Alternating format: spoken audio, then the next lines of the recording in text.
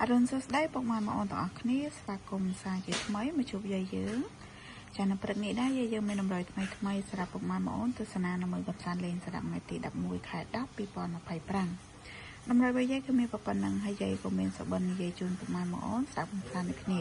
តាមមុននឹងនិយាយសុបិនយាយក៏សូមពឹងពុកម៉ែបងប្អូនដែលចូលរួមទស្សនាទាំងអស់គ្នានេះកុំភ្លេចជួយចុចពាក្យ like ជា subscribe ឬកណ្ដឹងឲ្យ channel យាយម្នាក់មួយផងបងណាដើម្បីទទួលបានវីដេអូក្រោយៗតើចង់ពុកម៉ែបងប្អូនចូលមកស្ដាប់សុបិនយាយយកមិញនេះយាយសុបិនឃើញថាយាយហ្នឹងស្រែកសួរម្នាក់ស្រីហ្នឹងសួរថាថ្ងៃហ្នឹងថ្ងៃទីប៉ុន្មានហើយម្នាក់ស្រីហ្នឹងជពាក់លុយយាយចាយាយស្រែកសួរគាត់សួរថ្ងៃហ្នឹងថ្ងៃទីប៉ុន្មានម្នាក់ស្រីហ្នឹងថាថ្ងៃទី11ហើយយាយថាថ្ងៃ11ហើយហេងការសងលុយខ្ញុំថា